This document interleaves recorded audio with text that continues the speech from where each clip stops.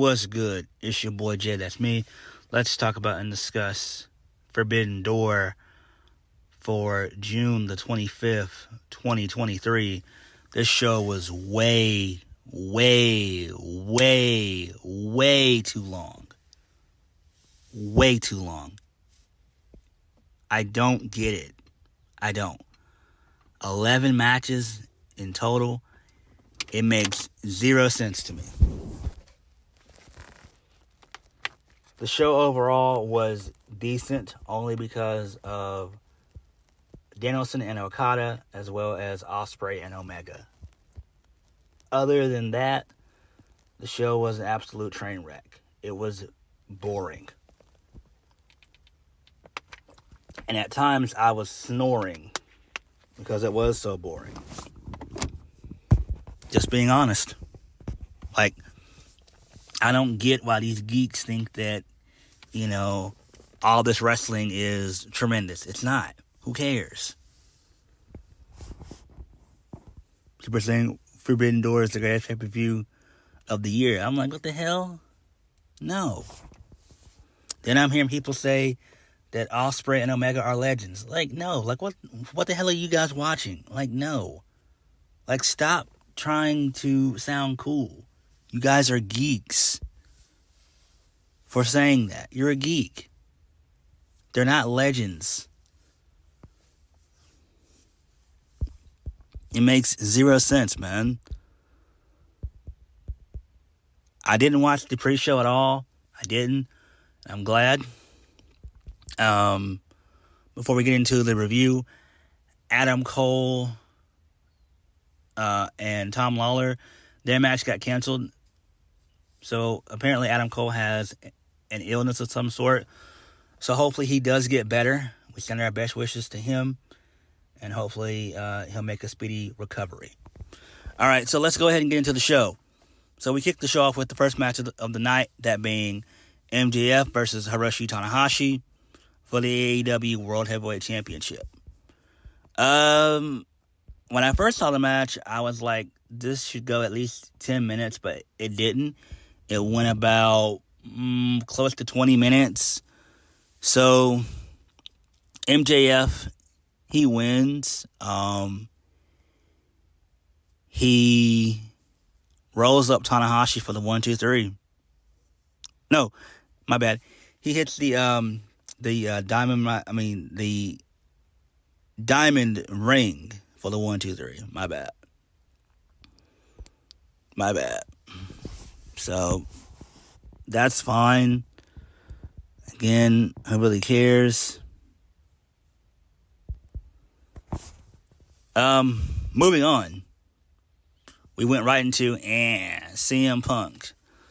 So, CM Punk versus Satoshi Kojima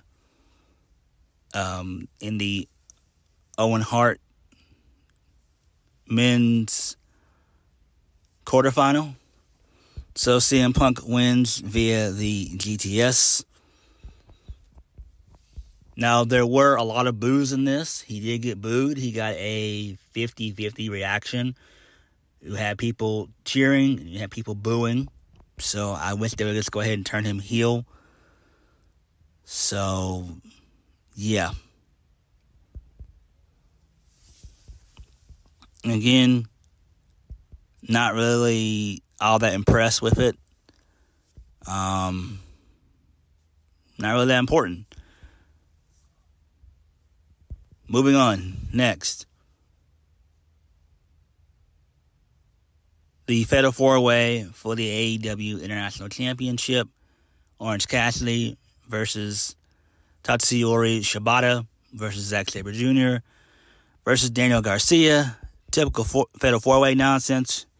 If you've seen one Fatal 4-Way, you've seen 555 of them. Orange Cassidy wins via a roll-up on Garcia for the 1-2-3. Who gives a shit? No one cares. Post-match, Zack Sabre Jr. and Shibata and Orange Cassidy, they started each other down. Basically, title for title for title. Then you had Excalibur on commentary said, oh, well, they're sharing titles against all three promotions. It's like, what are you talking about? AEW and Ring of Honor are basically one promotion. Ring of Honor is a dead promotion. Come on, dude. What the fuck? My God. Moving on. Sanada versus Jungle Boy for the IWGP Heavyweight Championship. Sonata looked really good here. In the end, he was able to retain via the moonsault. So, post-match, Hook and Jungle Boy, they walk to the back. Jungle Boy raises Hook's hand. Hook raises Jungle Boy's hand. And then Jungle Boy then clotheslines Hook. And then Jungle Boy gets on his knees and he mocks the crowd. So Taz is pissed on commentary. The crowd chants, "You fucked up." And Taz tells us on commentary that he's a dead man, that being Jungle Boy. So this is great. So we finally got a heel turn. Much needed. And I'm happy for this. Hopefully Jack Perry can channel being a good heel. And I think he can. So this is perfect. Moving on. Eddie Kingston and Ishii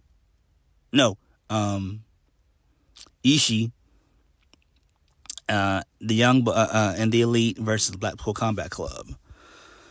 So, not really that important because Eddie Kingston gets Ishii gets the win here. He hits the Brainbuster for the 1, 2, 3. Not really all that exciting into the match. It was a bore. Who really cares? Worthless 10-man tag, if we're being honest.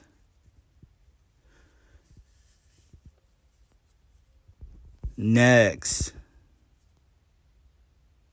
we had Toni Storm with the Outcast versus Willow Nightingale for the AEW Women's Championship.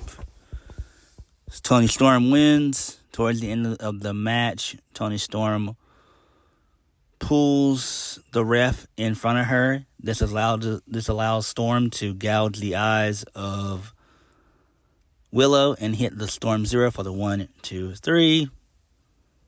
And who really gives a shit?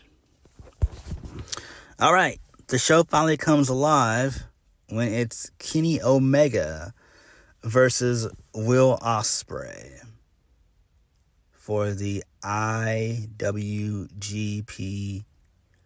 United States Championship. This match was decent. It was a lot better than their first encounter at Wrestle Kingdom back in January. This was basically just a spot fest. So we saw blood. We saw steel chairs. A bunch of false finishes. Knees. Knee strikes. Just your typical spot fest Omega Ospreay match. Right? Oz cutters everywhere. One wing angels everywhere. Stormbreakers everywhere. Blah, blah, blee, blee, blah, blah. 1, 2, 3, 4, 5, 6, 7, 8, 9, 10. Just a bunch of crazy stuff here and there.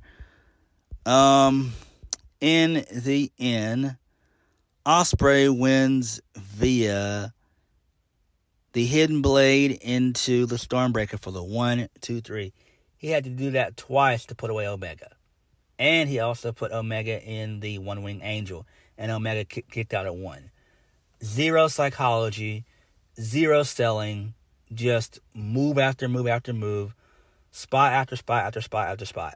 That's all it was. Kicks, flips, dives. Kicks, flips, dives. Kicks, flips, dives. That's all it was. I'm serious. That was the match. Seriously. I'm not going to lie to you guys. That's what it was. And you got people saying, oh, these guys are legends. Get the fuck out of here. They're not legends. What are you talking about? Come on, man. That was just a 45-minute spot fest match. That's all it was. Nothing more, nothing less. Fuck out of here with that bullshit. Nah, man. So, Don Callis does get involved to help out Ospreay, but Ospreay was able to put away Omega by himself. So, that's cool. I'm pretty sure we're going to have a third match between the two. I don't know if it's going to be at All In or All Out. I actually wouldn't mind if they would kind of space that out into maybe Full Gear. Forgot to mention that AEW, they're going to go into Chicago 3 times from late August to early September.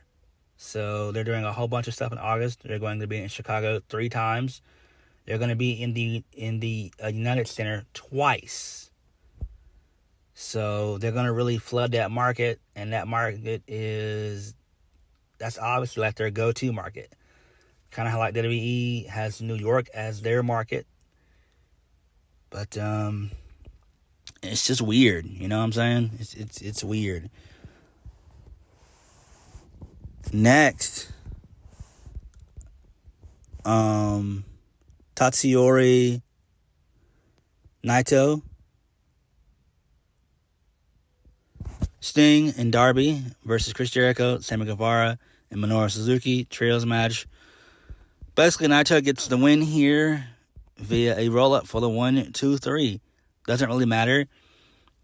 There was a point in the match where Darby was going to go out for a dive, but Jericho hit him with the Judas Effect, and Darby was out. He was literally out for the rest of the match. I was like, what the hell? Like, Jericho barely hit him, and Darby just sold it well. He's just like, I just want to lie here and get some sleep. I'm like, damn, I don't blame him. And then the main event. But before we do get into the main event, I think that Chris Jericho will probably face Sting at Wembley. I think that would be one of the biggest matches that they could do. And I hope that they go along with that. I think that would be great. Give them maybe about 12 minutes. You could tell a story. I think they could easily go 12 minutes. Maybe 15, if we're being honest. Maybe a 15-minute match between the two. That would be fine. Yeah, let's hope that they end up doing that. The main event, Bryan Danielson versus Kazuchika Okada. Bryan came out with the final countdown entrance, which is great. So that was great. The match itself was great. It was great. In the end, Danielson gets the win because he was able to submit Okada. He was able to lock in the label lock, and Okada tapped. Like, he put like his knee around the neck of Okada, and Okada tapped. So that was great. Good stuff there.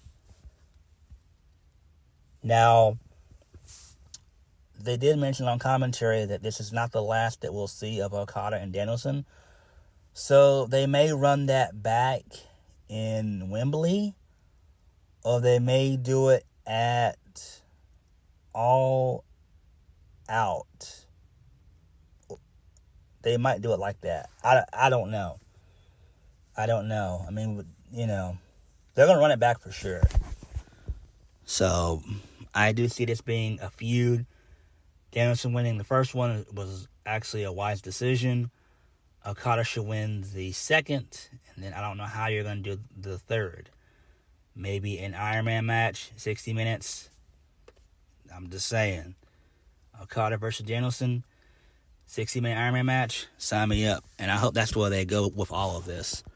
But overall, Forbidden Door, to me, just wasn't that good outside of Omega and Ospreay, as well as Danielson and Okada. Other than that, it was a snooze fest. But what did you guys think? Please hit the like button, comment down below, and subscribe for my videos. I'll catch you guys later. Peace.